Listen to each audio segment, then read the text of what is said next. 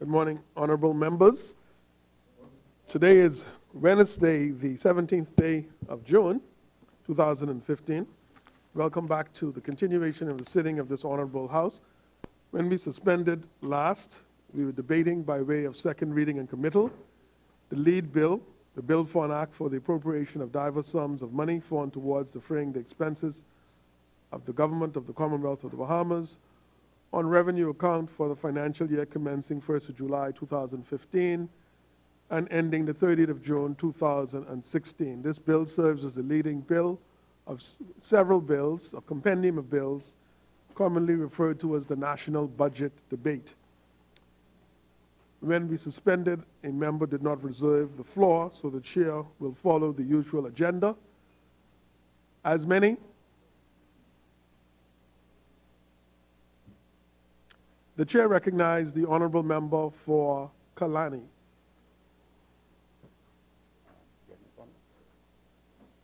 Thank you very much, Mr. Speaker. Mr. Speaker, first of all, I'd like to congratulate my parliamentary colleagues, whom I thought had done an excellent job in representing the opposition's position in this budget presented by the government. I want to thank individually Member for Montague, Mr. Lightburn, who was outstanding in his defense for democracy, Mr. Chipman, who was outstanding in the breakdown of the budget itself, and the member for Central Grand Bahama, who had done an excellent job in showing that when we were government, the monies that we borrowed and the monies that we had, what we did with it, things that people can see and appreciate. What we did was how we improved the quality of life for individuals at that time and preparing quality to even improve as we move into a new Bahamas. The member for North Eleuthera, Mr. Speaker, who was excellent again in defending his constituency and ensuring that they were protected and monies were allotted to in the budget to ensure that they too was not left out, making sure that Nassau is not the Bahamas, it's not Nassau-centric, but Eleuthera is also a part of it. And the member for South Abaco, Mr. Speaker, who again spoke passionately about Abaco and spoke true to form, Mr. Speaker. He spoke showing that the FNM is truly a party of democracy and allow individuals to defend their constituency. And Mr. Speaker, I want to thank my deputy, who is delayed but would be here very soon, and of course, the member for Long Island, who is traveling in from Long Island after vigorous meeting last night. And she continues to defend the FNM's position and to attack when attack is necessary and retreat when retreat is necessary. But, Mr. Speaker, I'd also like to congratulate the 37 doctors who had just recently graduated and received their Hippocratic oath. I want to say to them that they're now qualified physicians. They've taken the Hippocratic oath, and I would hope that some of them will work in the Family Islands. And they must understand that what the oath means is that they have sworn allegiance to improve the quality of life for individuals, not only Bahamians, but mankind in general. They have sworn to save lives and care about people. And they must remember that just like me, as physicians, regardless to where we go or where we end, we carry that oath with them. Our duty is to protect people, improve the quality of life, regardless to where we are, Mr. Speaker. Mr. Speaker, I want to give thanks to God, for it is only by His grace and strength that I am able to speak in this place at this critical time in our nation's history on this national budget, Mr. Speaker. I also thank the people of the Bahamas and my constituents of Kalani, on whose behalf I am privileged to speak here today. I am ever mindful, Mr. Speaker, of my duty as leader of Her Majesty's loyal opposition, especially on important occasions such as this, the national budget debate, to address national issues that affect the lives of our Bahamians. And it's my duty, Mr. Speaker, it is a duty which I take very, very seriously. This debate, Mr. Speaker, provides me and my team, my colleagues, my F&M team, with the opportunity to address the many failures of this PLP government, to expose the PLP's unfulfilled promises, their empty words, and highlight their wasteful and reckless spending. I intend to show, Mr. Speaker, their failures, missteps, and shortcomings.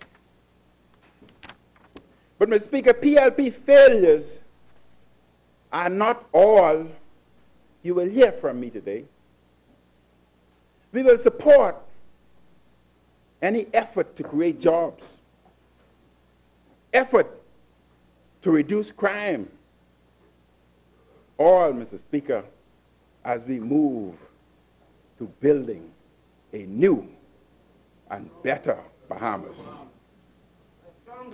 Let me be very clear. I want to be very clear here today. We are not cheerleaders. And it is not our duty to give mindless praise.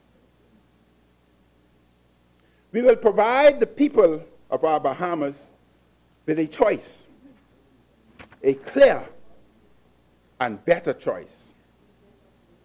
Simply put, the Bahamas deserves better.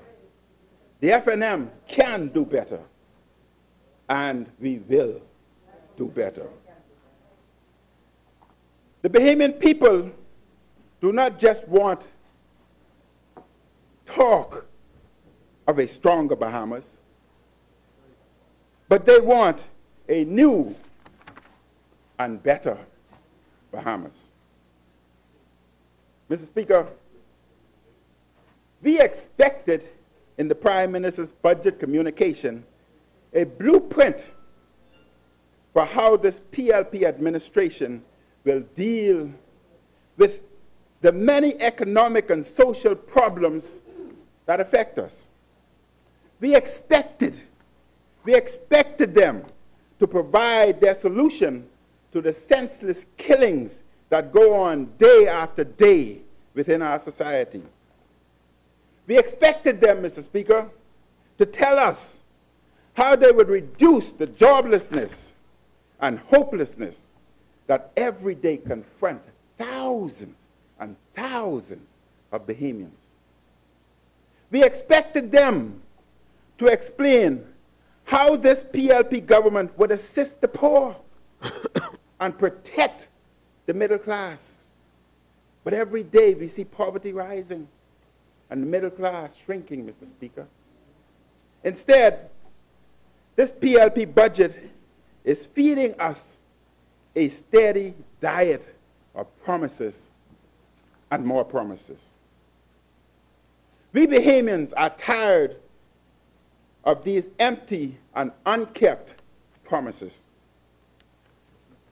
It is time, Mr. Speaker, for the Bahamian people to move from promises to action.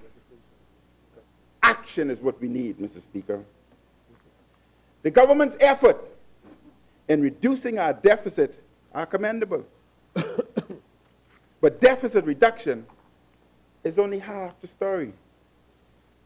The national debt is still climbing.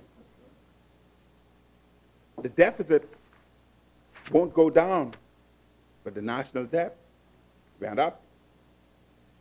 In this very same budget, we are asked to increase our debt by borrowing another $182 million.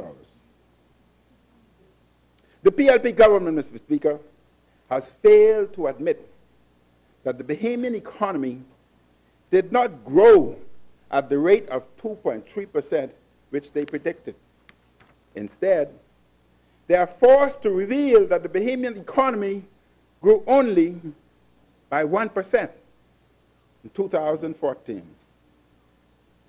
What the PLP did not tell us, that they did not tell you, is that our economy must grow at a rate of 3 to 5% to accommodate the annual high school graduates and provide jobs for the already high number of unemployed. The PLP government continues to sing praises of the smoothness with which VAT was introduced. But the government has shown no appreciation for the pain and suffering, Mr.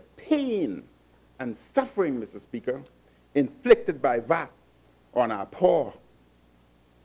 The pain and suffering inflicted by VAT on our pensioners, and the VAT burden inflicted on the middle class in our society. For the first time in the nation's history, and in the history of Parliament last year, a political party, this party, the FNM, voted against the national budget. This is what the FNM did then, and we in the FNM feel even stronger now that it was wrong of this PLP government to inflict pain on our poor, our pensioners, dispossessed, and on the middle class. Mr. Speaker, I cannot imagine how a PLP party born out of the struggles of the poor, and which for so many years survived on the backs of the poor, could now turn their back on them. How could you? How could this Christie administration be so mean as to put a VAT tax on a loaf of bread, a tin of corned beef, bread basket items that we in the FNM made duty-free, tax-free? It is a crying shame, Mr. Speaker, that the old-age pensioners struggling financially in their golden years are forced to pay back $7.50 on every $100 they receive monthly. Mr. Speaker, every single item which the FNM either exempted or reduced the customs duty on to help the poor is now VAT taxed by this heartless PLP government at 7.5%. It is shameful, Mr. Speaker, that the Ministry of Education continues to brag about the doubling expenditure in education and training while charging VAT at 7.5% on books, paper, and school supplies, Mr. Speaker. Point of order. The chair recognizes honourable member for Marathon. Mr. Speaker, just for the sake of accuracy, the government and the Ministry of Education continue to talk about doubling the investment in education, not doubling the expenditure.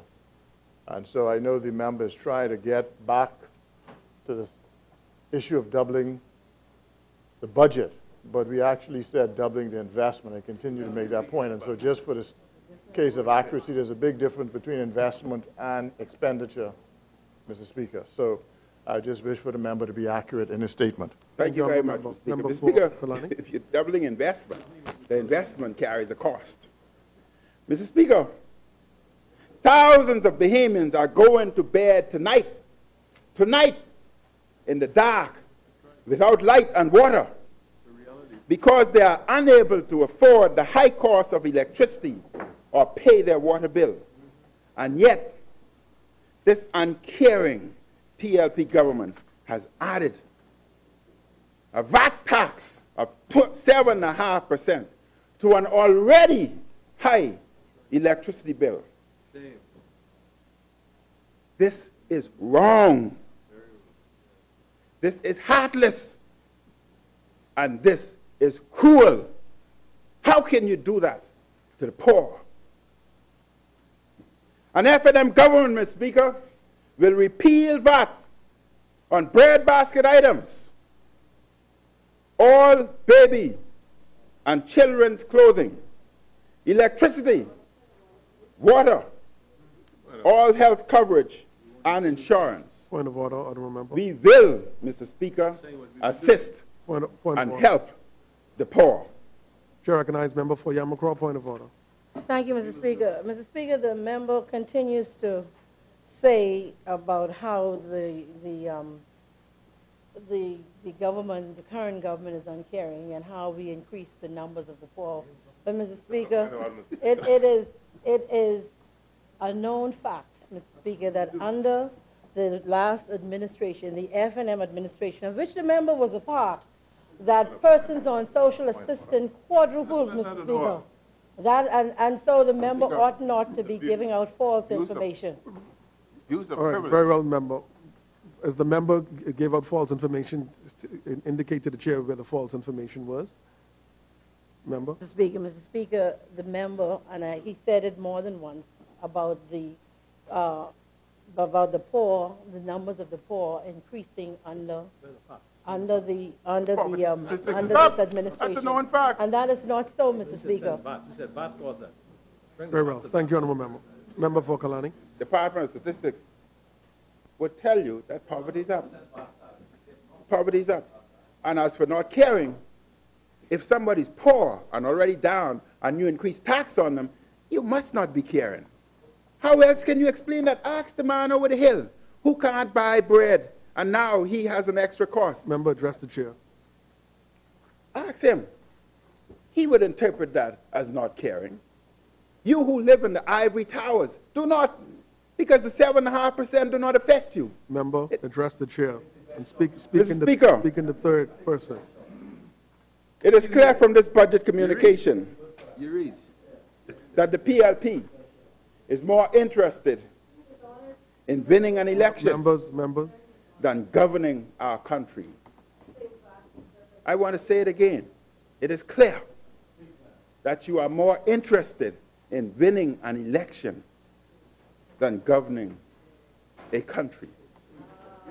They are more interested in saving their own high-paying jobs than creating decent work for the thousands of Bahamians who really need jobs.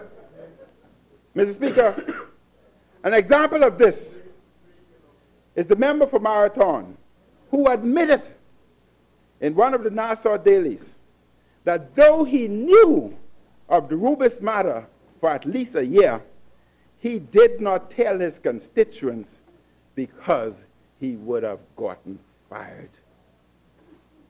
What a shame.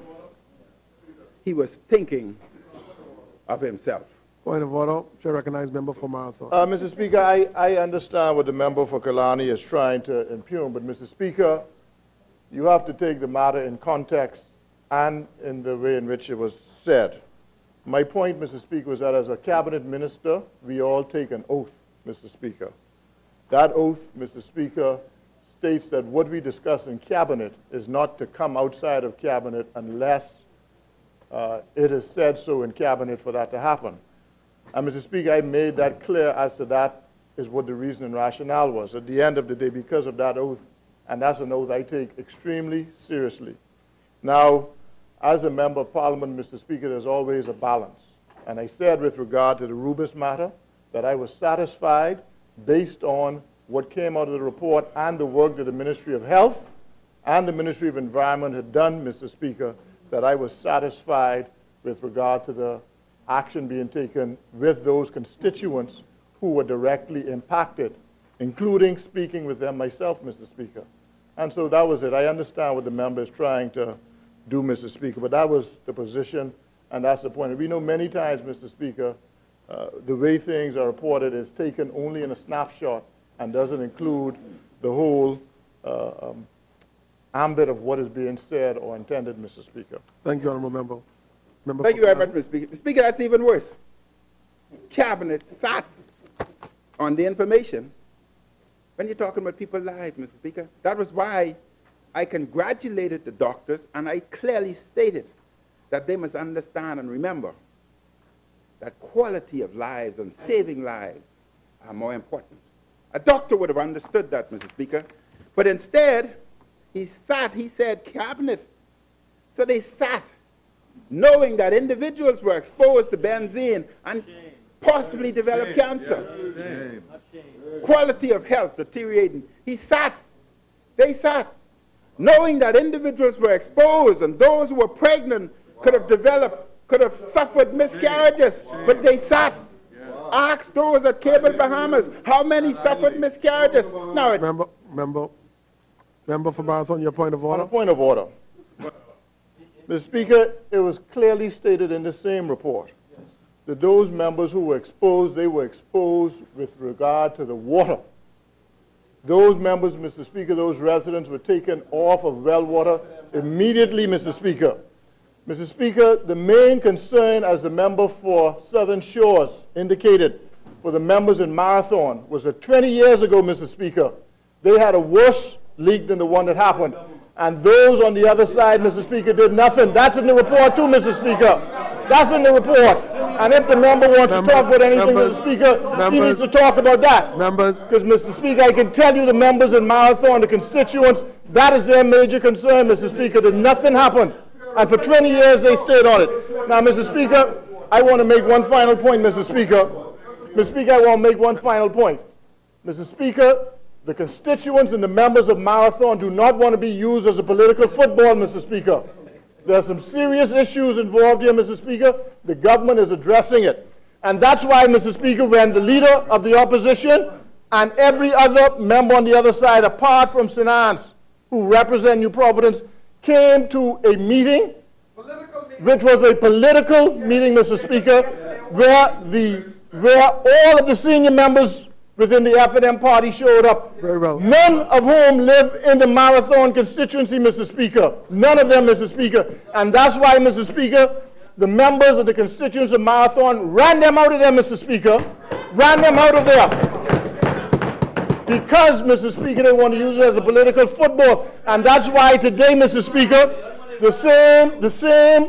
that same group, Justice for Marathon, Mr. Speaker, I can tell you, Mr. Speaker, that the members in Marathon, the constituents who now know that that's a political issue, have disassociated themselves with that completely, Mr. Speaker. Very well. Thank you, Honourable It's political, Mr. Speaker, and they should not use the good people of Marathon as a political football, Mr. Speaker. It's a serious matter, Mr. Speaker. Very well. And that's why when the member, when the leader of opposition came in there, he could not get a seat, Mr. Speaker. Thank you, Honourable Could not get a seat and had to leave before the meeting was finished. Very well. Thank you, Honourable Member. Speaker. Members, let's bring it down. Member Thank you for very much, Mr. Speaker. Kalani. And if you come... Mr. Speaker, some things do not deserve responding to because I'm working against the clock. But what I would say is when we were sworn in as members of Parliament, we swore to protect this country, not just one constituency. And therefore we have a right to go in any constituency to find out the problems. But, Mr. Speaker, member for Kalani, take your seat. Member for Montague and member for Marathon, cease. Member for Kalani. Thank you very much, Mr. Speaker. He also spoke about the past. That's the problem. They are relics of the past. We're trying to move to the future. We don't need to hear about the past. Let's move forward. Mr. Speaker, they were not concerned about the number of individuals who may have developed reproductive problems or respiratory problems. Were they concerned with the number of newborn babies that may have born with aplastic anemia and subsequently cancer and respiratory problem and premature death? Were you concerned about that? No, because you wanted to save your job. Mr. Speaker, I want to say, so that members of Kalani can hear my voice, that 1 week ago, we may have suffered an oil leak within the Sandy Port area, my constituency. But I want them to know that I've been in contact with the Ministry of Health, Ministry of Environment, who are doing their job. I've been in contact with the president of the Homeowners Association within the Sandy Port area and the president of the Business Association. And very soon, we will be calling a town meeting as more information is gathered so that they can be informed of the facts. They will be protected. I am not protecting any job. I am protecting them. You must understand. You must understand. Unlike me versus you. Member, speak to the chair. Unlike me versus them, Mr. Speaker, I would prefer to lose an election than lose a country. Mr. Speaker, all the Bahamian people want today is a decent pay for decent work. We cannot expect a mother with children to live on $150 per week. Tell me, how we in good conscience, could expect a single mother with 7 to live of $150 per week. Mr. Speaker, this comes to my heart. This comes to my heart. I am from a single parent. My mother had 7. It's 7 of us. What we're saying is we expect them to live of $15.50 per person. The Speaker, I grew up in poverty. At that time, child support was only $10 per child. Yeah, it's no change. The Speaker, while growing up, a single mother, 7 of us, 2-bedroom house. We shared beds. Me being the youngest male, had a sister who was 1 year younger than I. We shared the same bed, sleeping head to toe. Others slept on the floor. That's what poverty is about, Mr. Speaker. But, Mr. Speaker, to assist, You from the valley, man. I shined shoes to ensure that we had food. I sold papers, newspapers, Guardian in the morning and Tribune in the evening to assist, Mr. Speaker. You from the valley. After school, I worked in a tailor shop, making pants, making my own shirts, while my mother made my underwear. That's how I survived, Mr. Speaker. I know what poverty, but you want people to survive on $150 per week, Mr. Speaker. Mr. Speaker, I assisted my mother, who was a lunch vendor selling lunch for a living. And Mr. Speaker, I passed to go to a private high school. I attended St. Augustine's College. But every semester, coming across the intercom, It ain't in the budget. the intercom would always state, will the following students please report to the headmaster's office? We were sent home. I was sent home. It had reached a point, Mr. Speaker, once my name was announced, the students would automatically call my name and say, Minnis, you might as well go home. That's what poverty is about. I lived it. Mr. Speaker, you know how embarrassing it was for a 14-year-old child, other schoolmates teasing them, and they're sent home. You know how embarrassing that is, Mr. Speaker? But, Mr. Speaker, I am even more embarrassed. I am more embarrassed today when I see what is happening in this country under the PLP. I am more embarrassed than what I went through as a 14-year-old. Mr. Speaker, what we're seeing, our roads deteriorating, our unemployment increasing, our murder rate increasing, poverty increasing, middle class decreasing, more people losing their homes through mortgages, foreclosure, more lights are being turned off. The cost of living continues to increase. Young people within our society are being victimized because of the policies of government, where promotions are based on seniority, and individuals who are young cannot get decent jobs. Instead, they leave the country, and we wonder why we have brain drain, why we have overt victimization within our own society by our government, Mr. Speaker. I see a society where there are no bid contracts, where there are more broken promises, Mr. Speaker. I am more ashamed of what is happening in this country today than I was as a 14-year-old child being sent home regularly from school and being teased by students in school. Mr. Speaker,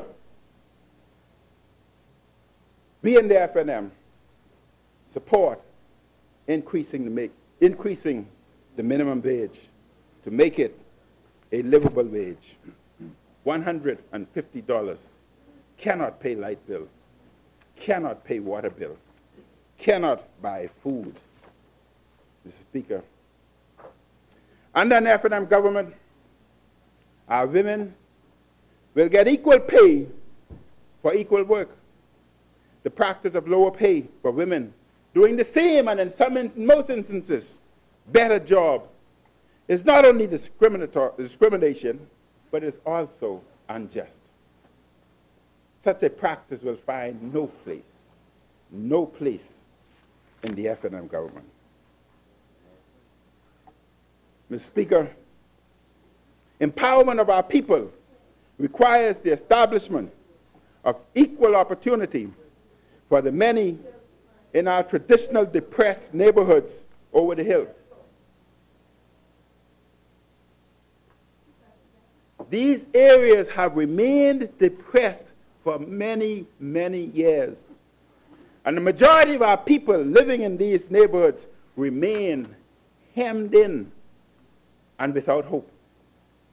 They require urgent attention. Mr. Speaker, lifting them out of poverty demands an holistic approach, beginning with the creation of an inner city tax-free zone for depressed areas to stimulate enterprise, attract investments, and create jobs. Mr. Speaker, I'm talking about creating a new Mecca, opportunities for those in the inner city and depressed area. Never before was such opportunities of empowerment being given before. You can imagine a doctor opening his office there, tax-free. You can get it? Seeing patients, delivering quality care. A lawyer doing the same. Businesses doing the same. Entertainment centers. Real, Mr. Speaker, economic empowerment. Tax-free zones. And as I speak, I want Bain Town to listen to me. The opportunities that are there, the Mecca that we talk about, Farm Road, Coconut Grove, Step Street, and of course, Gambia, Mr. Speaker. What a difference this would make to the lives of our people in these destitute neighborhoods. Absolutely. Imagine, Mr. Speaker, tax-free zone. The time is now to eradicate all unsanitary outdoor facilities. Mr. Speaker, as I visited my aunt in the home that I grew up the other day, the outdoor toilet that I used as a child still sits there. What constituency that is? Going inside, I looked around. It was dark. I would not have been surprised if the newspaper that we used as an infant was still there. What constituency? These pose real threat What constituency that is? to human health and the safety of our groundwater, Mr. Speaker.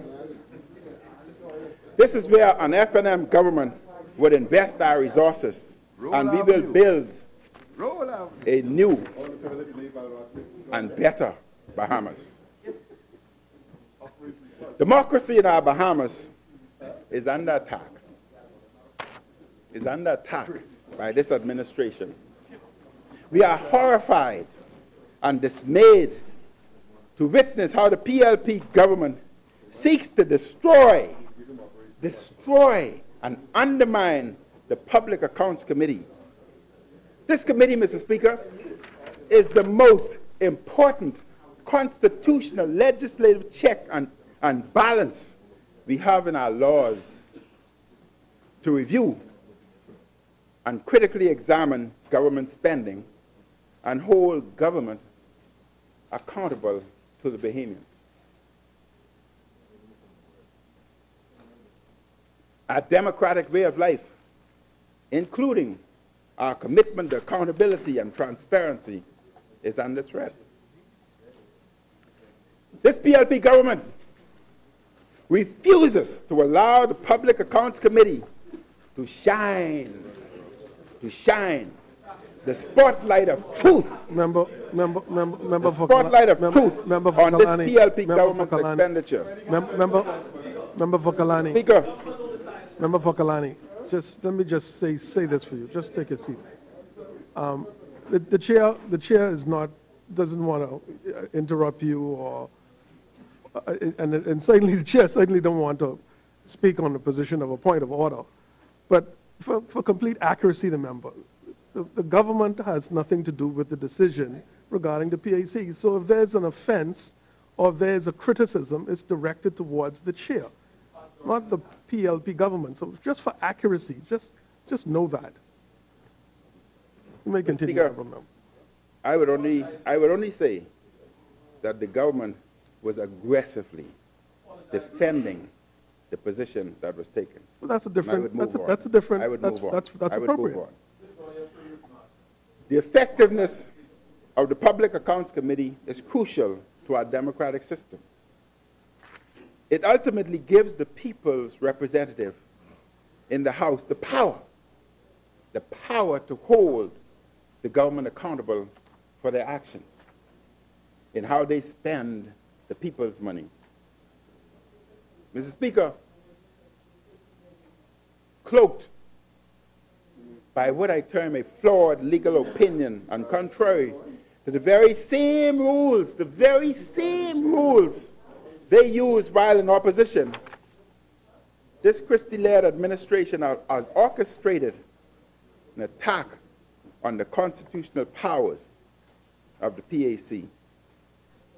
We, Mr. Speaker, in the FNM will defend the Constitution, our laws, and our parliamentary practices with every breath that the Almighty gives us.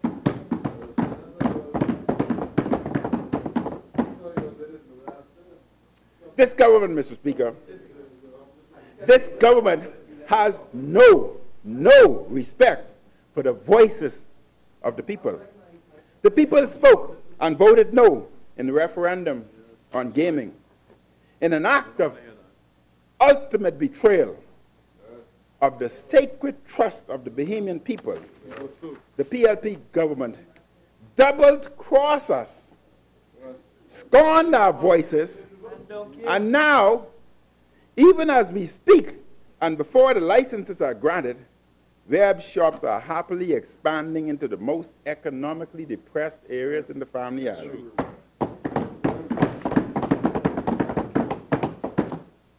We are appalled, Mr. Speaker, but not surprised at this Christie-led government cover-up and legal gymnastics used by them to prevent one of their own from facing justice before a court of law.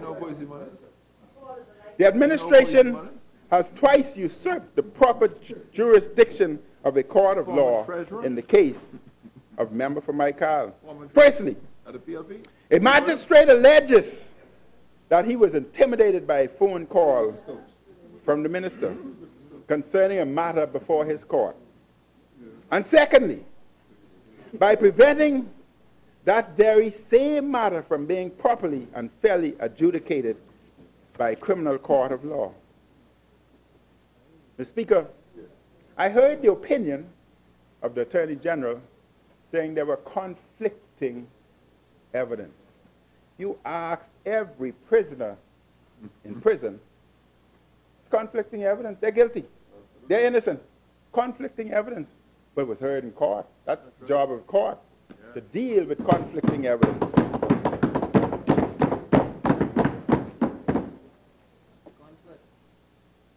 We in the FNM maintain that the member for Michael should have been immediately fired from the cabinet upon his confession of having spoken to the magistrate. Once the allegations became a police matter, the outcome should have been decided by a criminal court of law and not by his PLP cabinet friends and colleagues.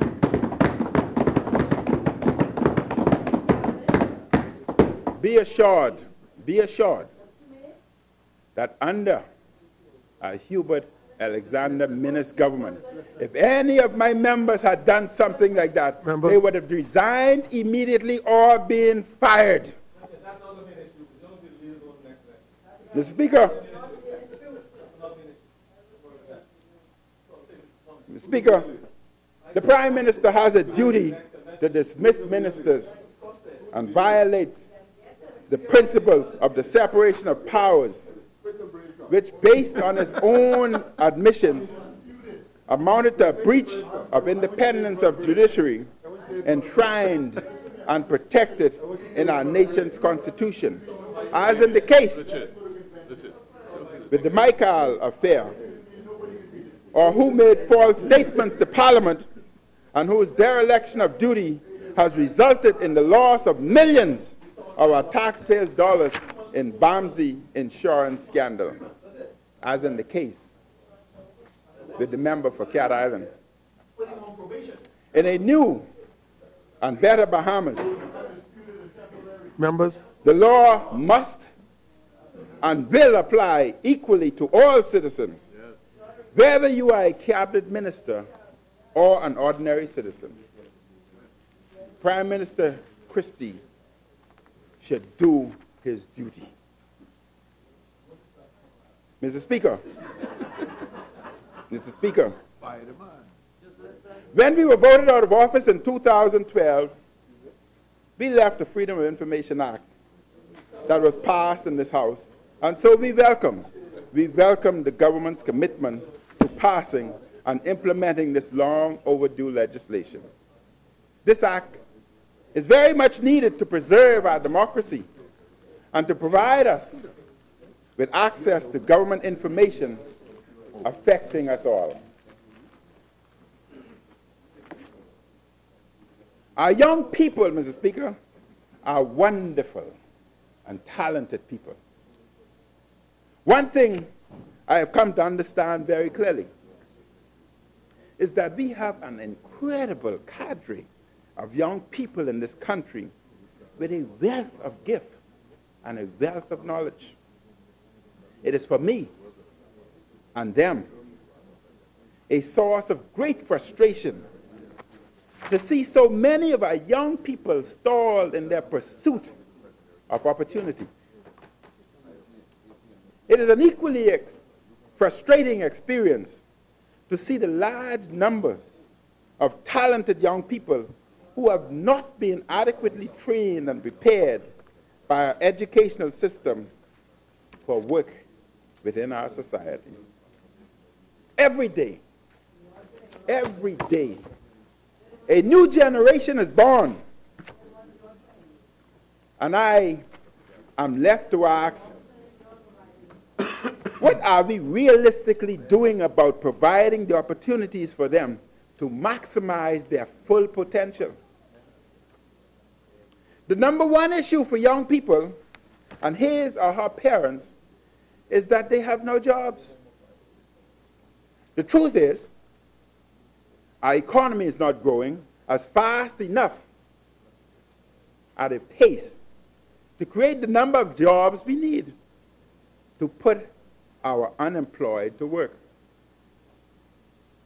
The living conditions and circumstances for a large number of Bahamians are getting worse. And the real issue for me is not the real issue. I want you to listen. The real issue is not where the plan is, but where is the action to remedy this situation.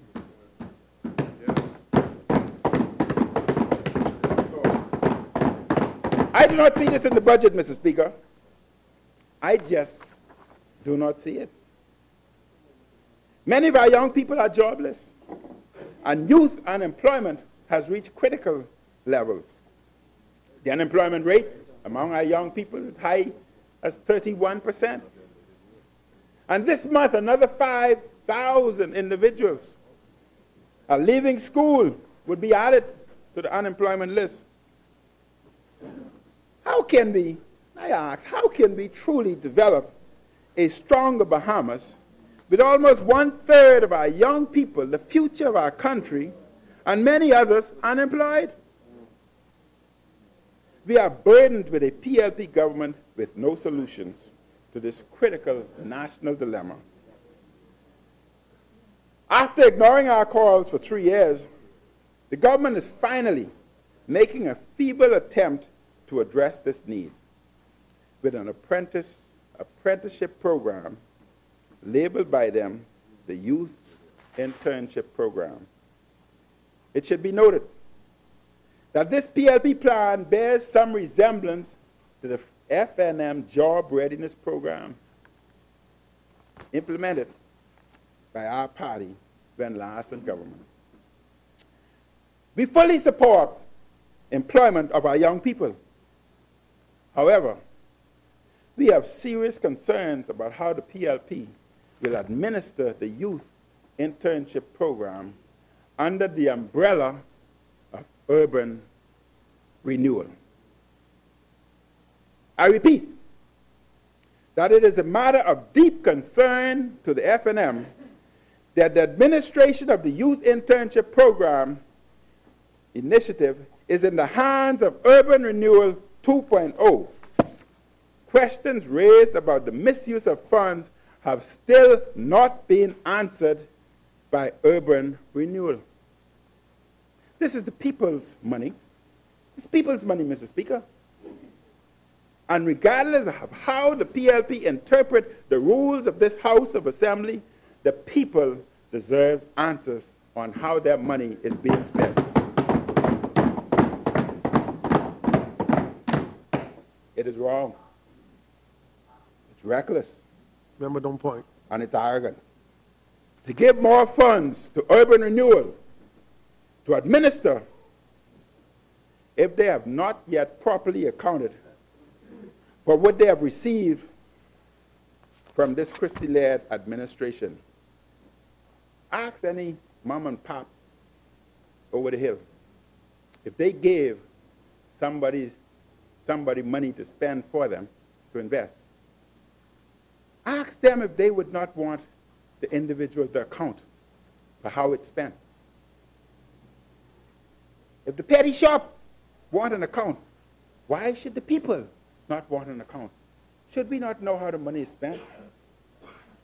Mr. Speaker, I have spent all my professional life providing health care services to our people of the Bahamas.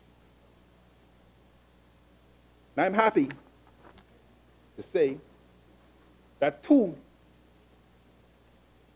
of my 3 sons are following in my footsteps. I have watched with pain and anguish the thousands of people who cannot afford the health services they need. We in the FNM agree with the National Health Insurance Plan. However, it must be done in phases. The people cannot take another tax on top of a 7.5% tax. I was happy to hear that the Prime Minister said there'd be no other tax. I was disappointed to hear the Minister of Health say no tax means death. I think they need to sit down and resolve that issue, Mr. Speaker. One is saying die, the next one say no. I don't know. We are committed to the belief that access to good health care is a basic right. So we are all for a national health plan, but it must be done right. I don't trust you. The people don't trust you. Some over there don't trust you. Member Our address. present healthcare system, Mr. Speaker, is an anachronism built at a time when Bahamian population was counted in the 10,000s and our country was under colonial regime. It cannot adequately serve a 21st century population that is numbered in the hundreds of thousands in an independent nation. Daily, the hospital wards overflow. Clinics, emergency services are unable to meet the demand as population pressures continue to increase. 20% of accident emergencies see an average of 60,000 patients per year. 20% of patients that attend accident emergency, 10 to 12,000, are never seen by the medical personnel. Leave without being seen, Mr. Speaker. Mr. Speaker, I was reminded by my mother that I fell in a similar situation, that I was taken to the Princess Margaret Hospital as an infant, and she waited with me for 24 hours, never seen, became frustrated, just like the 20%, and subsequently took me home, Mr. Speaker. Fortunately for her, a friend visited us, recognized that I was ill, and said to her, take that child to the hospital. She explained that she was there already 24 hours and he was never seen. And she said, well, take that child to a doctor. I was taken to a private doctor, and no, we could not afford it. But I was saved because I was taken to a private doctor. But how many of that 10 to 12,000 fell in my situation, Mr. Speaker? Had it not been for the private sector, I would have been dead. I would not be here today. But, Mr. Speaker, that private doctor allowed my mother, recognizing that we were poor, a mother of 7, allowed her the credit just so that I could have been seen. And, Mr. Speaker, I was brought up in a home to respect and be honest with people. And I can say, as I stand here today, in 1980, when I returned home as a doctor, my mother insisted that I visit Dr. Hale, Nespakis, and Loren and pay that bill. And that bill was paid, Mr. Speaker, by me and my mother upon my return home in 1980. That is how I was trained, Mr. Speaker. We do not have sufficient doctors, surgeons, nurses, medical technicians, pharmacists, maintenance staff, and qualified administrators. There's an acute shortage of drugs, medical equipment, and supplies. Only the other day, the Freeport Container Port had to loan its ambulance to the RAN. How will we improve access to health care if health care facilities are not up to speed? I want to say so that all can hear. You cannot make an omelet if you do not have eggs.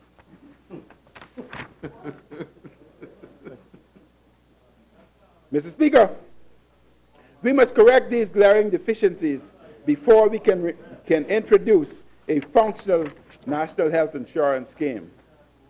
The professionals, both medical and non-medical, are stating that for a national health insurance plan to work, the problems that I've enumerated must be corrected, because if they're not, they be compounded. National health insurance will compound the problems. The 10 to 12,000 that are not seen may increase to 20, maybe more. We are also concerned that the private insurance industry, which would be affected by its introduction, is publicly complaining that it is not being consulted on its implementation and its role in this plan.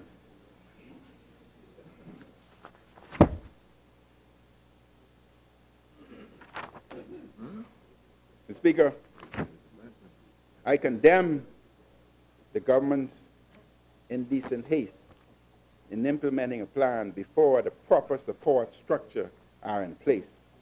But this is typical PLP style. They're pressing forward with NHI without properly preparing the framework needed to succeed. Abraham Lincoln once said, if he had 9 hours to chop down a tree, listen carefully, if he had 9 hours to chop down a tree, he would spend the first 6 hours sharpening the axe. What I'm saying, correct the problems in the emergency room, correct the problems on the ward, correct the problems in the theater.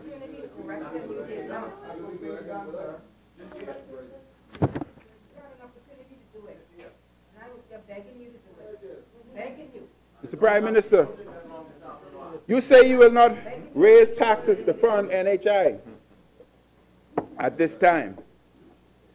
This is a small comfort for a community already straining under VAT. If this government does not plan to introduce a new tax, then please inform us how you're going to afford it. Mr. Speaker, crime is out of control. After 3 years in government, the PLP, which came into power and promised to reduce crime, have failed. The murder rate, which stands at 69, is rising, and the fear of crime is written on the faces of every Bahamian. Since this PLP government came to power 3 years ago, a total of 381 were murdered on our streets. We cannot ignore or become immune to the tragic loss of life on our streets, which seems to occur regularly. Too many of our sons and daughters are being violently and prematurely struck down. Too many families are being left in grief with nothing but unanswered questions. While in opposition, my greatest plan is to move you out. While in opposition, the PLP blamed the FNM for crime. In government, Fix it. they blame Commissioner of Police. Mr. Fix it, you know. Use Mr. They and the PLP never take responsibility for their failures. I say to them, man up, man, man up, woman up, take responsibility. Member The PLP You're a gladiator, just man. doesn't seem to You're a get it. gladiator. Urban Renewal 1.0 did not solve our problem. Urban Renewal 2.0 did not solve our crime problem, nor will 3.0 or 4.0. It is insanity to keep doing the same thing over and over and expect a different result. The government must wake up and provide the relief needed to truly keep our people safe. Prevention of crime, particularly violent crime, must be its highest priority. Are you speaking to your Crime teacher? is a multifaceted problem that we must address. And we must address it in a multifaceted manner. We must provide our hard-working police force with all the necessary support and tools to do their jobs. Are you saying your teacher don't do that? We must engage every segment of our society in the fight against this crime menace. The family and communities who in the past were responsible for socializing our young people have lost their effectiveness, and we must introduce new neighborhood activities to assist in the socialization of our young people. We will introduce our Volunteer Bahamas program, which will be the catalyst for community involvement in the fight against crime. NFNM government will also invest more resources to support local community groups and churches. We will invest in high school apprenticeship programs, giving our young people a sense of worth and an opportunity to develop a good work ethics. We will listen to and support the Police Staff Association and increase resources. Benton, you listening now? Increase resources He's giving to you the support solution. real Benton. community policing. Members, We must build a country where our laws are enforced and all are accountable for their actions. Actions such as those by Michael do not help in the perception that this PLP government is not serious about crime. Mr. Speaker, before I leave crime, I want to thank the police, defense force, immigration, the entire staff, who I think are doing an excellent job under the circumstances in protecting our society, leaving their homes in many instances unattended what is to going on? ensure What is it? that the Bahamian populace are safe.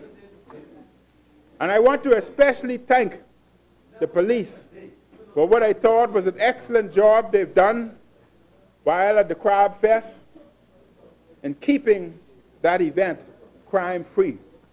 Mr. Speaker, it was real policing. Mr. Speaker, the single biggest investment by any Bahamian is in a home to call their own. Today, we still do not have in place laws to protect homeowners and their equity in their mortgage property should they fall on hard times. The mortgage relief program, which the PLP government promised to put in place, has been a total failure. The PLP government operates with no shame. They have no shame, Mr. Speaker. They are shameless. Every year, budget after budget, the PLP claims that this will be the year for a successful launch of mortgage relief. But every year, they have failed to deliver. They blame the banks.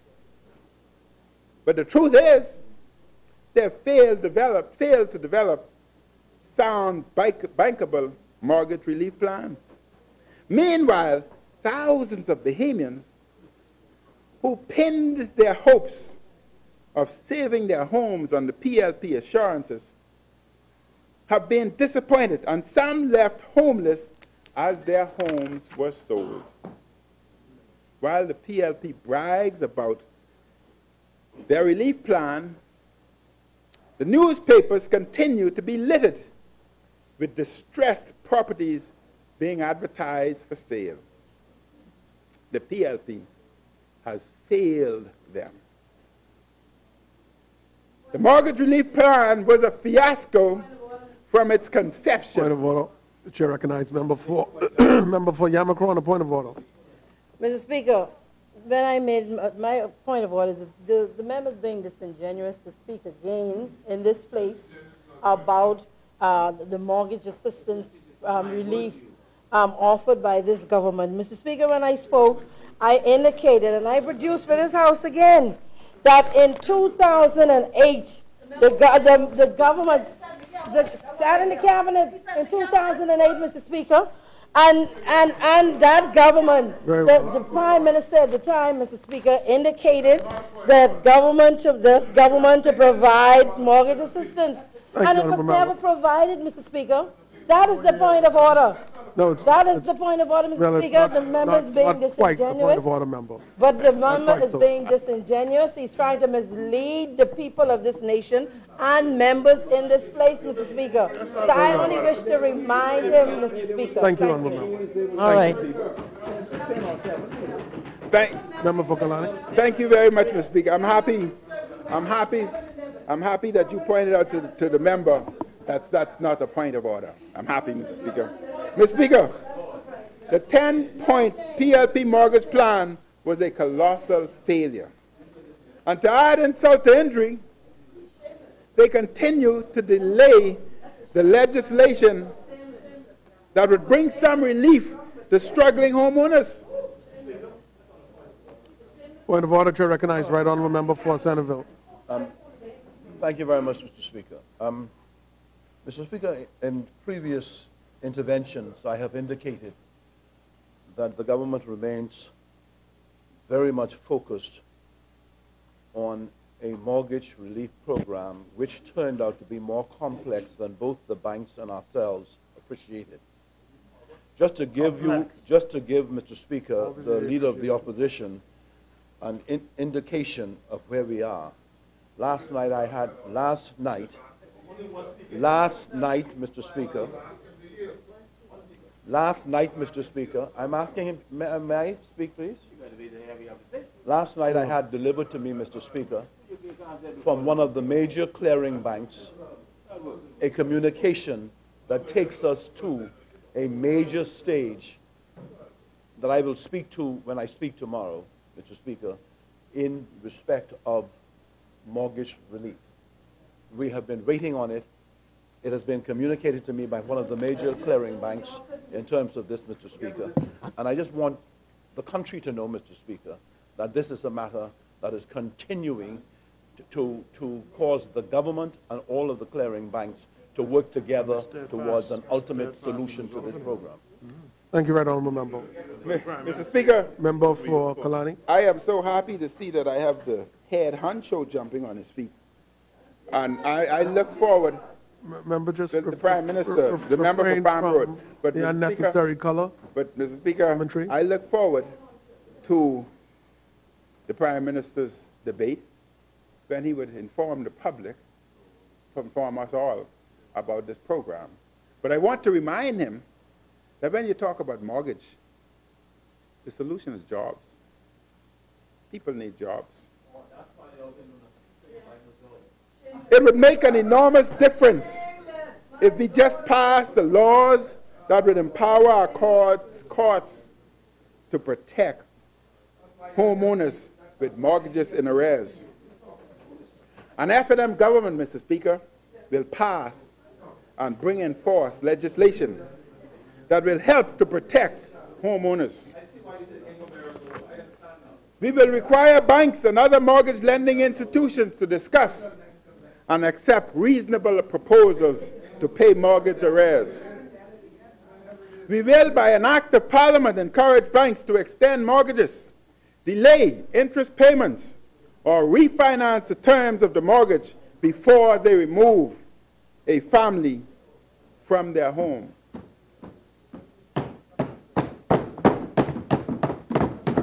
Too many poor people, individuals, Mr. Speaker, have come on hard times, especially after paying mortgages for years, only to be thrown out of their homes.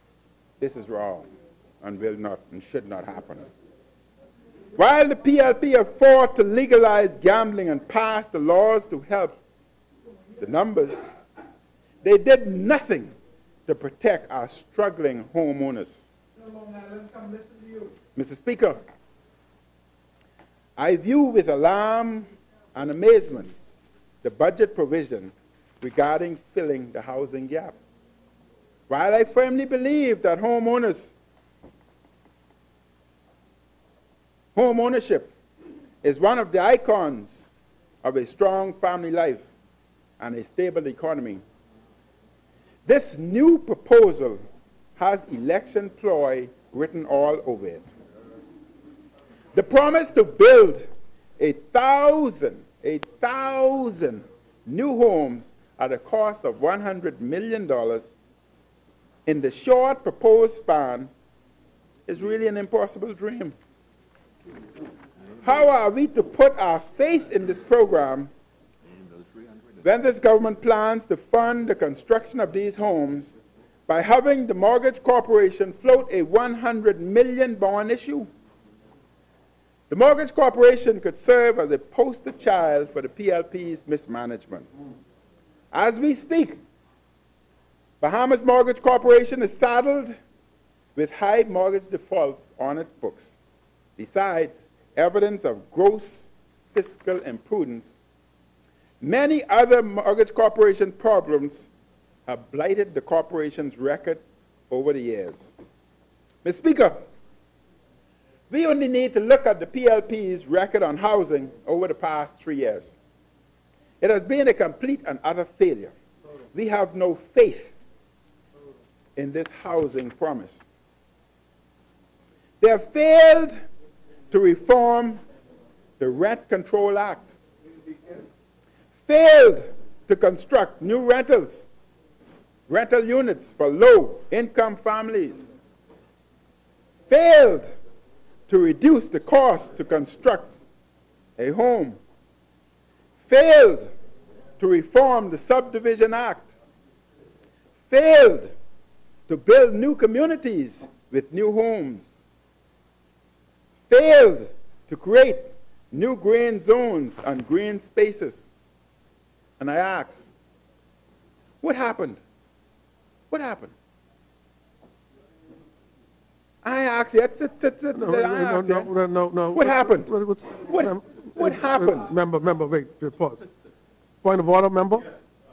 Chair recognizes I rise member for on Southern a Shore. point of order. The member for Kalani is misleading the House and the Bahamian people with his continued assertions about a failed program over the last 3 years as far as housing is concerned. And if the member would recall in my budget presentation, when it comes to the issue of a reduced cost of construction, I indicated that we were using new construction methodologies which enabled Bahamians who could only qualify for a 2-bedroom, 1-bedroom, 2-bed, 1-bath house to now move into a 3-bedroom, 2-bath house at the same price, which speaks specifically to us meeting the mandate for reducing the cost of construction. When I also indicated to members of this House that all that we have spoken of in terms of where we are building, and the focused attention has been building where infrastructure is in place because of the funding requirements of the National Insurance Board. We have done that, and construction continues to go on. And in every subdivision, Mr. Speaker, there is green space. There is additional green space that has been afforded. And in the presentation, we also spoke about the community parks that have been developing. I didn't hear all that he said, but certainly, Mr. Speaker, I stand ready to defend this party's contribution, the government's contribution on housing. But I think what he ought to do is take the time to read the communication. I'm not sure he was here when I spoke, but clearly it was addressed then, and I just don't want him to mislead members of the House or the public in that respect. Thank you, Mr. Speaker. Thank you, honourable member. Member for Kalani. Thank you very much, Mr. Speaker. Mr. Speaker, the member probably needs to inform us as to how many subdivisions he built. But taking from his last budget communication, you said the same thing again. You only said what you said last time and come back. Right? And, Mr. Speaker, if I ask the member, and I want the entire Bahamas to hear me, I asked the member if he has found the solution to reduce the cost of houses within our nation. Why has he not shared this information with the Bahamas? We want to know. Should it only be confined to government? Don't other people want homes? Point of order.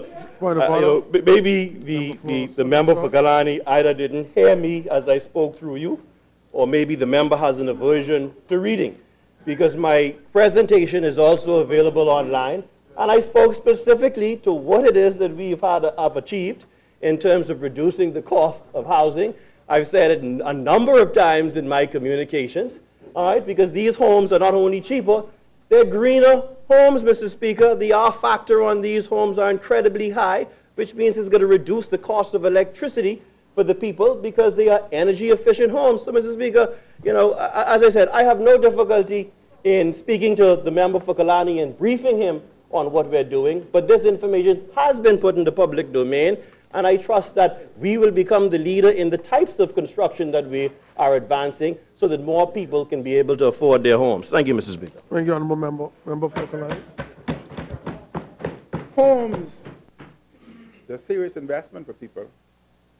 And if the solution had been found, I would think, rather than marketing this stronger Bahamas with our taxpayers' money, we should be concentrating on marketing that. But, Mr. Speaker, I want to ask what happened to the $60 million Memorandum of Understanding with the NIB to start the housing program in 2013. 3 years have now passed, and the government can boast of completing only a limited numbers of homes. The government housing programs had been a dismal failure and just another opportunity squandered. Then there's the promise, Mr. Speaker, that this house project will create thousands of jobs. We have no faith in such promises, just as we had no faith in your 10,000 jobs promised in 2012. We will not see the housing project that you talk about creating these jobs. Mr. Speaker, the Christie-led government has abandoned and neglected the people of Grand Bahama and failed to improve the economy, provide promised jobs, and have increased suffering in Grand Bahama.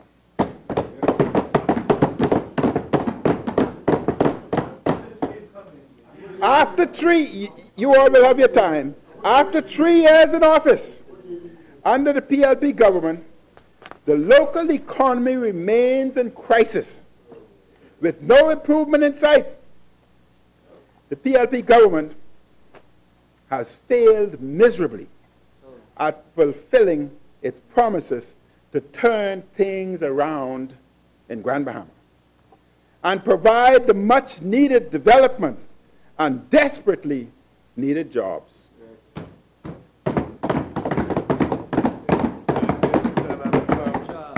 They have failed to construct and build new houses, government houses, failed to provide mortgage relief, failed to create new jobs, failed to build the promised new hospital, failed to build the promised new high school, failed to provide economic relief, and failed to bring any major projects which have positively affected Grand Bahama.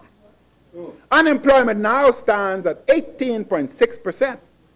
The cost of living, as all Bahamians all over the Bahamas, has increased as a result of that. And Grand Bahamians, who were already struggling like Bahamians everywhere, must now pay more for basic needs of food, utilities, and everything else.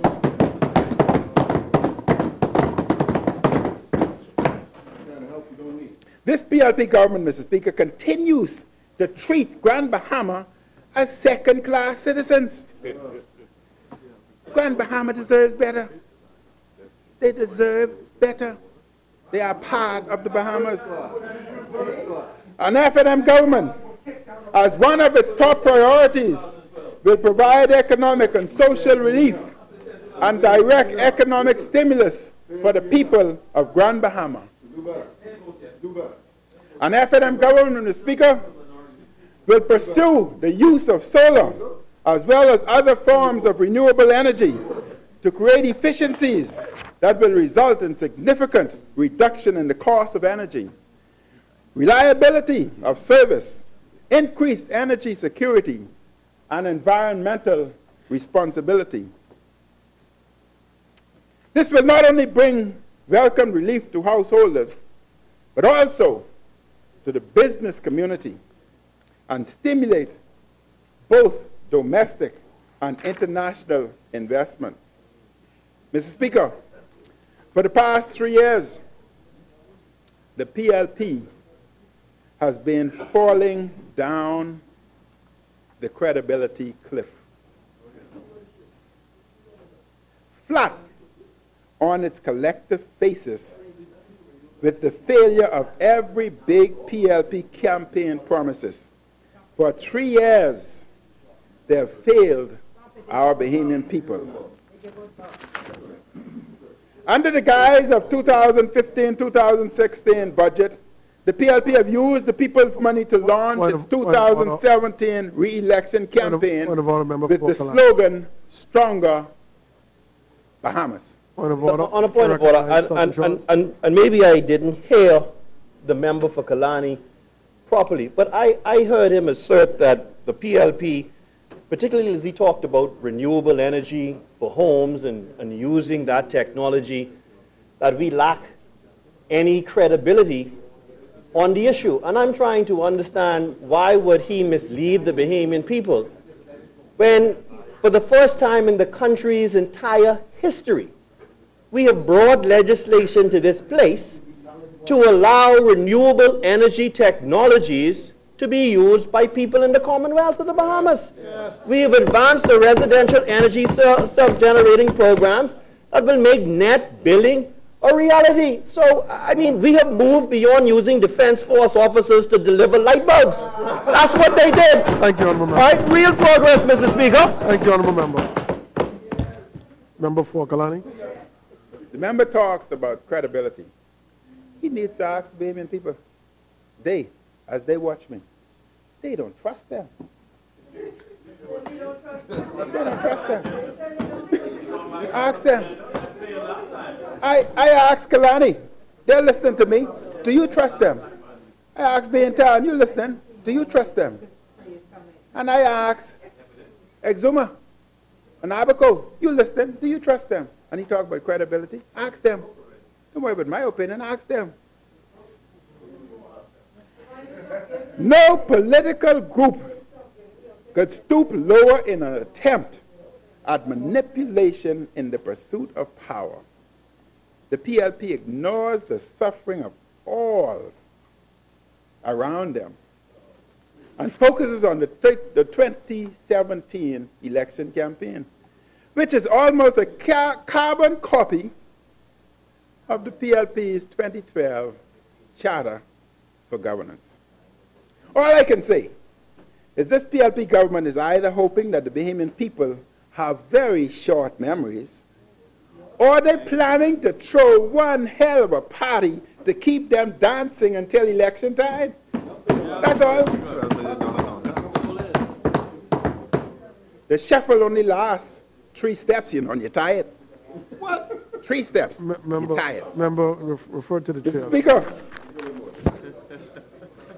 we must be responsible stewards of our nation's finances. You cannot effectively pull the plug on PAC's investigation of urban renewal, contract awards, and expenditure, and a responsible steward of our nation's finances. When will we hear the truth about BAMSI, urban renewal, small homes repair fiasco? I quote from the budget. I quote from the budget communication. I quote, "We must trust the people, believe in them, and listen to their sense of the country's direction." End quote. I could not believe, Mr. Speaker, that the PLP would have the gall to use the word believe again. I couldn't believe it. Everyone in the PLP must choke on the trust, on the word trust. The same way Marathon residents were choking with the Rubis fiasco. Mr. Speaker, it is most egregious of the PLP to continue to say that they believe in Bahamians while at the same time paying a Canadian firm out of our money. Yeah, our money. That's why my pocket dry. Our money, gone. Gone. My pocket broke. None. Just a handkerchief. Giving away our money. I don't even have 10 cents. And convince Bahamians that they believe in them. When did Bahamians stop building websites or running PR campaigns? I find it laughable, hilarious that the PLP needed to hire and bring in foreigners to tell Bahamians, you believe in them. You don't believe in them. Your actions speak louder than your words. Mr. Speaker, Bahamians across the length and breadth of our Bahamas have made it clear to have a stronger Bahamas, we must first fire the PLP and elect a government that cares, a government that is capable, and a government that actually delivers. We must first elect a free national movement government. Mr. Speaker, the PLP says in its budget communication, and I quote, "As a warrant of that trust, it is also right that we seek to engage all Bahamians, regardless of gender, age, socioeconomic status, or political party allegiance, in building a stronger Bahamas." End quote. I can only call this statement a sick joke, man. It's a sick joke. How dare this government speak of encompassing all Bahamians and gender in the same breath? The PLP has refused Bahamians, especially women, some of the most basic rights of citizenship. Where's the referendum on gender equality? At least the FNM put the question to the people. The PLP seems paralyzed on this issue. I can't help, Mr. Speaker, but wonder how all of this dishonesty sits. I want you to listen. I can't help but wonder how all this PLP dishonesty sits with the younger members of this cabinet who may not yet be too deeply sunk into political sin. Let me give you a case in point. We charge that the $3.8 million this government has allocated to the office of Prime Minister is really bold and callous way to use the hard-earned dollars of Bahamian taxpayers to fund the launch of PLP 2017 election campaign. The Minister of State for Finance has told us, and I quote, Point of order, member for stop that clock. The clock is stopped. The chair recognizes member for Marathon. Mr. Speaker, with regard to stronger Bahamas, we on this side have made it clear on many occasions that this is not a political objective or campaign, Mr. Speaker. This, Mr. Speaker, is a method to include all Bahamians and to get involved and to give their views as to what is needed to build a stronger, safer, more prosperous, modern Bahamas, Mr. Speaker. And Mr. Speaker, You will be surprised, Mr. Speaker, of the level of response we are getting with regard to this, Mr. Speaker. Bahamians want to get involved, Mr. Speaker. They want their views, Mr. Speaker. This has nothing to do with campaign. This is going out, Mr. Speaker, and getting the views and consulting with the Bahamian people, Mr. Speaker. We expect those on the other side to support it, Mr. Speaker. Thank you, Honourable Member. But, Mr. Speaker, now, Mr. Speaker, in order to try and kill it, or to try to minimize it, Mr. Speaker, they put political in it, Mr. Speaker. We have to get past that, Mr. Speaker. Very well. If we are to build a stronger Bahamas, we have to get past it. I know Mr. Speaker, the member for Kalani said it was his idea, Mr. Speaker. Then he flipped on the other side and said it's political, Mr. Speaker. I said before, I don't understand how you reconcile your idea being political, Mr. Speaker. Thank you, Mr. Honourable Speaker, Member. this is for the benefit of the Bahamian people. Now, I understand this has their waters running, Mr. Speaker. Well, that's fine, Mr. Speaker. But don't come and try and minimize the impact it's having on the building of our country, Mr. Speaker. Very well. Don't try that, Mr. Speaker. All right. Thank you, Honourable Member. Thank you. Thank you. You're very well. Thank you very much. Member for Kalani. Thank you very much, Big. I would only say that yes, the Bahamian people want a new and better Bahamas. But I must ask a question. Are they looking for a stronger Bahamas so they can have more no-bid contracts for their friends? Do they want a stronger Bahamas so they can hire more of the retirees and victimize our young people? Mr. Speaker, I can go on, but I only got 40 minutes. We have consolidated, I quote, the Minister of State for Finance has told us, and I quote, we have consolidated the roughly $4 million per year that we already spend on public engagement, research, and communication to facilitate an ongoing national conversation about our country's future, particularly as it pertains to safety of our communities, the prosperity of our economy, and the modernization of our education and health infrastructure. Oh boy, I wish I had 2 hours more. I wish I had. The Speaker, you don't give me extra time. I am in this. Now, Mr. Finance. Now, Mr. Minister of Finance. I am all for a national conversation and hearing from the Bahamian people.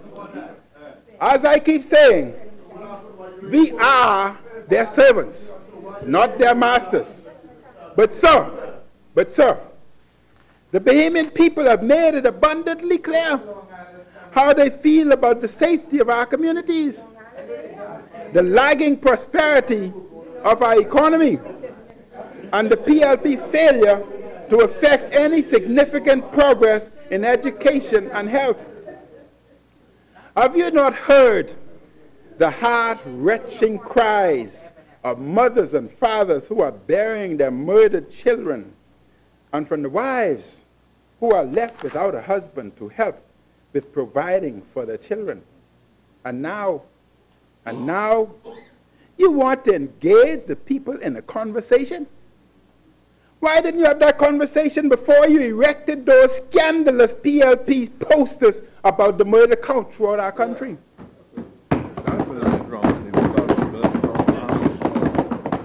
And here we are, with murder occurring in weekly multiples and up 5% this year. I ask you again, have you not passed recently through Baintown, Grantstown, Elizabeth Estate, and just about every middle and low-income community on this island to see the many jobless young people sitting on walls and walking about hopelessly? Does this visual not tell you that our people are desperate for prosperity? But then, how many of you spend times in your community? As you pass through your community, you press the car gas to the floor and zoop, move through just as rapidly. Windows up. What more do you need to hear about education and health reform? Look at the persistent low level of school achievement. And I want you to walk one day walk one day with me through Accident Emergency Department, Princess Margaret Hospital, and then look me in the eye and tell me again the $3.8 million of the Office of Prime Minister's national conversation is justified. Just admit that the money will be spent on making more PLP promises, which you will fail to honor if the people should once again be hoodwinked into voting for you in the upcoming election. Every single one of the problems you now claim you must be re-elected to fix, you promised would have been fixed already. The Progressive Liberal Party, Mr. Speaker, has controlled the government of this country for 33 of the 48 years since majority rule. By the 10th year of the rule, the PLP has lost sight of the people and the reasons Bahamians fought for majority rule and independence. Instead, the PLP developed a new form of enslavement and colonialism fed by ego-tripping politicians, corruption, and favoritism. The first Mr. Speaker, one of their own ministers, one of their own former cabinet ministers said, the PLP the foundation of the PLP is rocked by corruption. The first 25 years of unbroken, look for the quote for me so I can get it. It's right in here. It's in here. Look for one of these sidebars saying corruption. The first 25 years of unbroken dominance created a national culture in which even education, culture, health, and religion were politicized. Just be right on.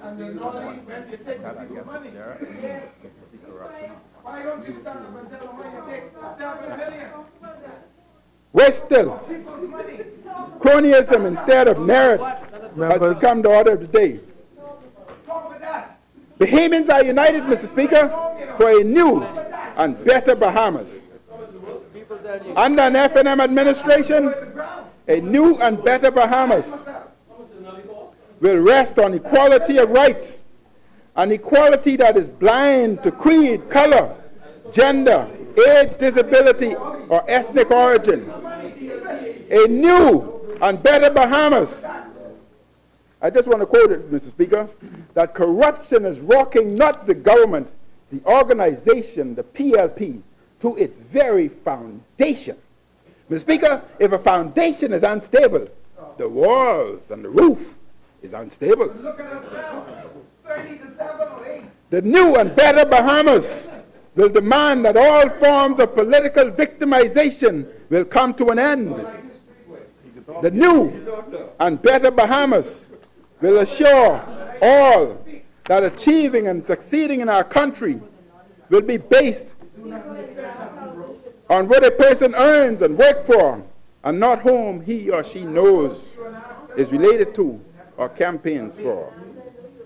In a new and better Bahamas, those who earn a seat in this honorable house will be held to a higher standard of leadership.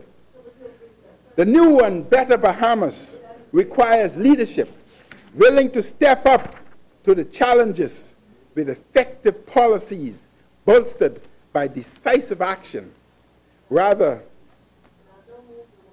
than by political slew of hand orchestrated by Canadian PR musicians. Mr. Speaker, a new and better Bahamas will be built on trust between people and government with honesty, integrity, and transparency at all levels. If the new and better Bahamas is to be a safe place to live and work, the laws of the land must be respected, enforced, and universally applied, free from biasness of any kind. In our democracy, justice must be impartial and free of the interference from the executive and partisan influence. The new and Better Bahamas will have the office of an ombudsman, better known as the poor man's lawyer, to receive and investigate complaints made by individuals against abuses or capricious acts of public officials. Under the Free National Movement government, Mr. Speaker, the Ombudsman will be empowered to adjudicate reported cases of injustice, corruption, and the like, but without the normal trappings of the judicial process or the cost. In the new and better Bahamas, Mr. Speaker, there is no room for secret, clandestine governance. I have said before, and it bears repeating, there is no room for backroom or under-table deals. People must be given all the facts and are entitled to all the facts in order to make proper decisions. One of the duties of good governance is to work for and contribute to the maturing of the electorates. Mr. Speaker, we will attack the demon of the high poverty level in our country.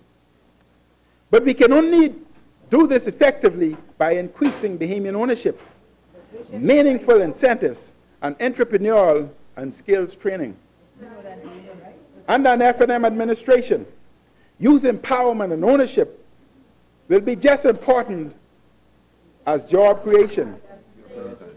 We will reinvest in the self-starter program.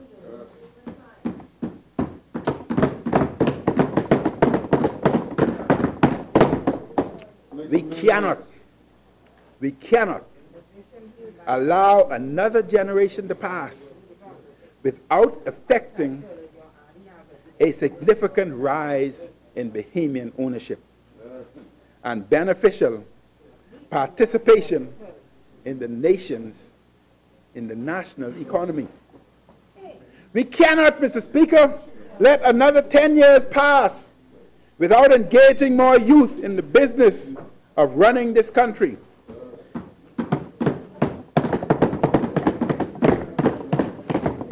That means that we must be serious about educating and training for leadership.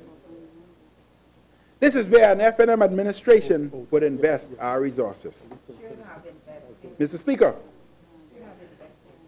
this educating and training process will start with the closing of the gap in school readiness. It is clear that the children of the poor lag behind their better off brethren in this respect. It has nothing to do with differences in intelligence, but rather differences in exposure and the brand of enrichment that underwrites academic success. There are as much geniuses residing in the over-the-hill community as there are on the high ridges of New Providence. And our national preschool program will help in identifying and promoting these young, talented persons. At higher age levels, youth empowerment will be fueled by vigorous industry and island-specific business incubator programs and liberalized businesses entry format. Youth empowerment will incorporate real and vigorous rehabilitation program for those who lie hopeless in our prisons and are prone to fall back on the very ways that took away their liberty in the first place.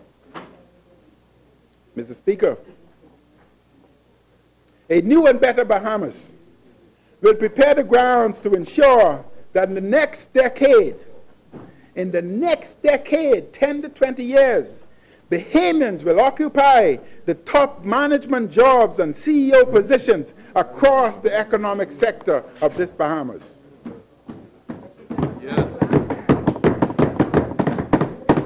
We will take great pains to arrest brain drain, which, if not reversed, will hamper our national growth.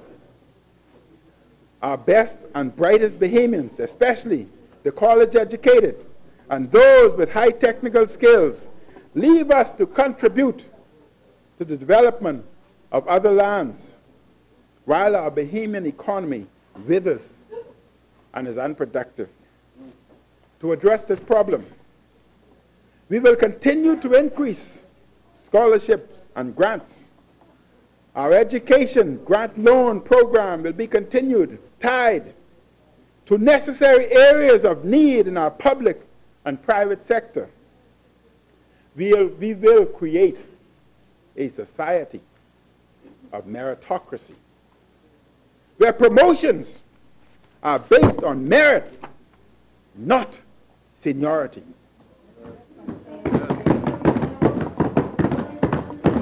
Discrimination against young people must stop. The new and better Bahamas, Mr. Speaker, will redress the wrongs done by the women of the Bahamas.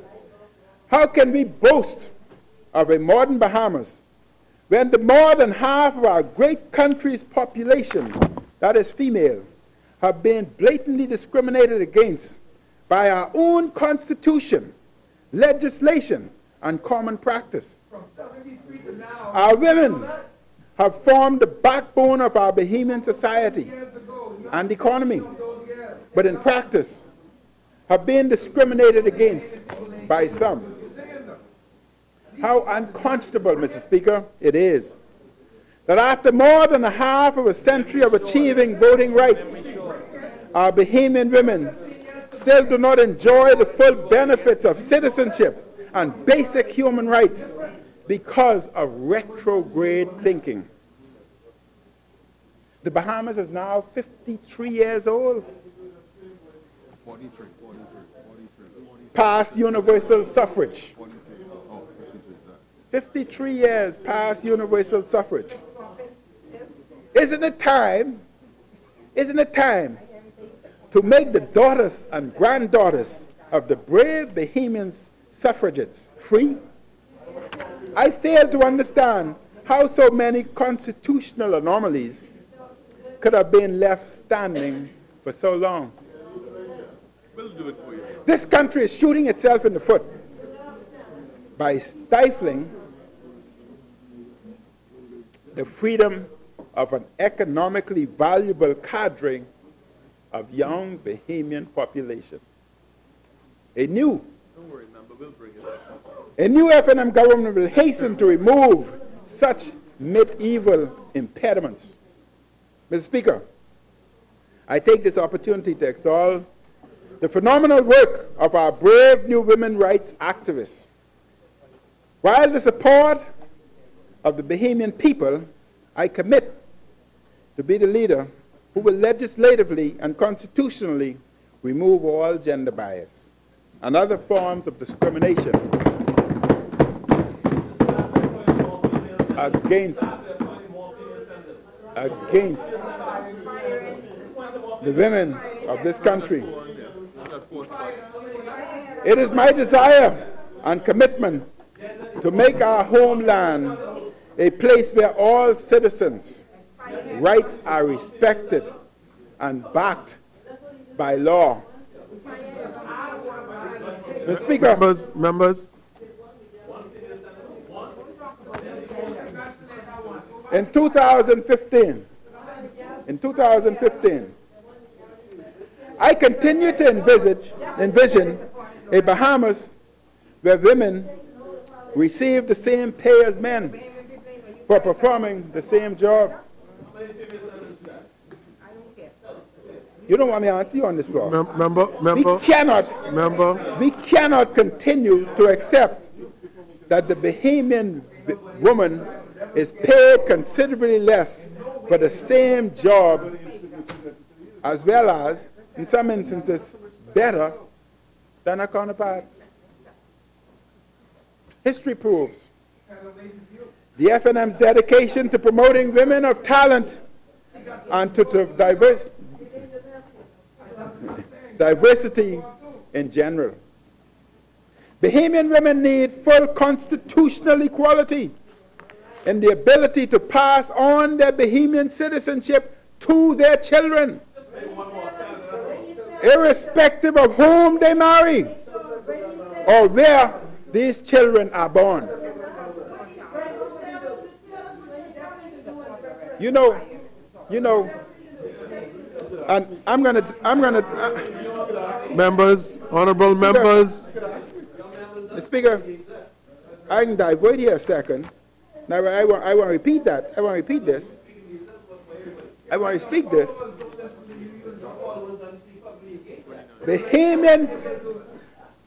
Bahamian women need full constitutional equality in the ability to pass on their Bahamian citizenship to their children, irrespective of whom they marry and where those children are born.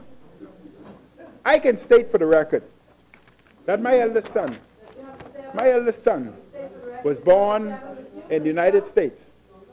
I can state for the records that he could not receive Bahamian citizenship, and he's treated as a foreigner in this country.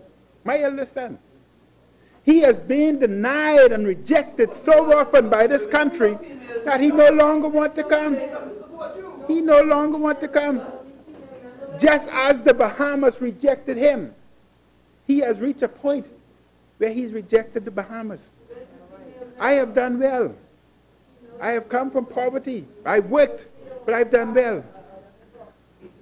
But he would not come home because of discrimination. I've lost my own son.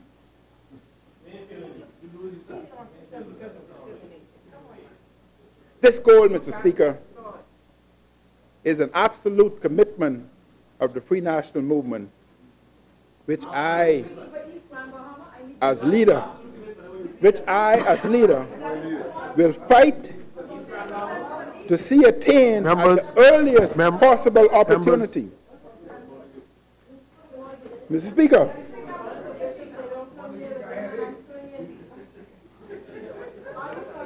the new and better Bahamas must embrace the entire Bahamas in every respect. The entire Bahamas. Some of us tend to forget that the Bahamas comprises New Providence and our family islands, and not just New Providence. We are too Nassau-centric. We are too Nassau-centric. Every Bahamian throughout our chain of islands must be empowered to share in all the opportunities his or her homeland affords.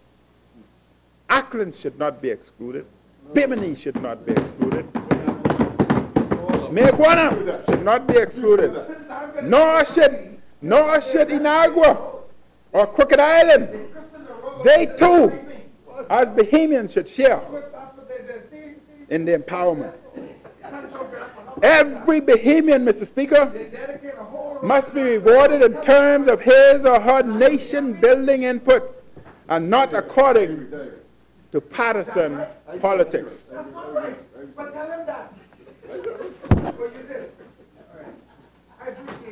Mr. Speaker, under the Free National Movement, real small and medium business development will become a reality. We will complete and pass the Small and Medium Business Development Act to give small businesses the incentives and assistance needed to survive and thrive. Now is the time to spark a revitalization of our many historic yet challenged communities. Imagine an F&M government enacting legislation which allows duty concessions for inner city business and the exemptions of homes and businesses from government taxes and fees. We will bring the economy to the community with our imaginative and creative programs so that Bahamians are able to benefit.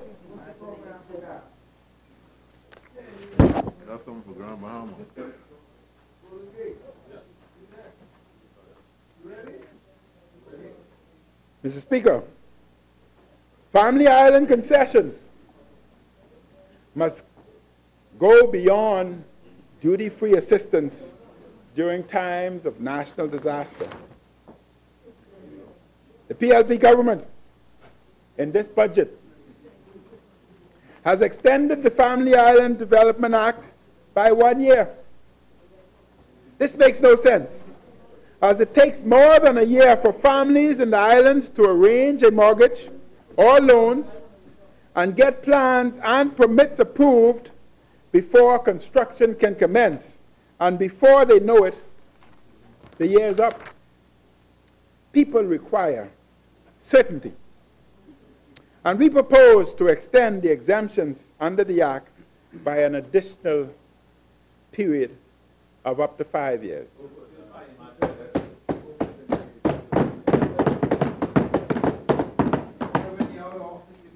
Family Island empowerment will rest. The Family Islands listening to me now. The Family Islands listening to me now. Family Island empowerment will rest on infusing local government with the power to bring focus and vigor to the development of their island. In this way, we will ensure that the unique culture and environment of each island is protected and enhanced. To do so, each island under the F&M will be allowed to retain a percentage of their tax revenues. Greater Family Island empowerment will require a greater investment in medical technology and the internet to bring more 21st century health care to the Family Islands. As leader of F&M, these progressive initiatives, which would represent a major force for further development of Family Island, would be vigorously pursued. Our vision, Mr. Speaker, of a new and better Bahamas involves real economic empowerment for Bahamians. As we are all aware, land ownership brings real economic empowerment to people. Our land reform policies will be designed to increase Bahamian ownership. For far too long, thousands of Bahamians have not been able to get clear title for generation common land. We will also empower Bahamians to purchase Family Island land at concessionary rates to build family homes and businesses. Mr. Speaker, in the new and better Bahamas, we will introduce a Family Island educational affirmative action program. All Family Islanders who qualify for the University of College Bahamas will attend free, provided with room and board, and given a living stipend, as is done for the nurses. These initiatives, Mr. Speaker, would encourage more young people to leave our overcrowded city and return to the islands. And this would have the effect of growing our economic wealth, as is seen with Emerald Bay. An F&M government will introduce and implement an Airline Essential Service Act. This act will create a virtual domestic carrier integrating the schedules of Bahamas Air and the other smaller licensed domestic carriers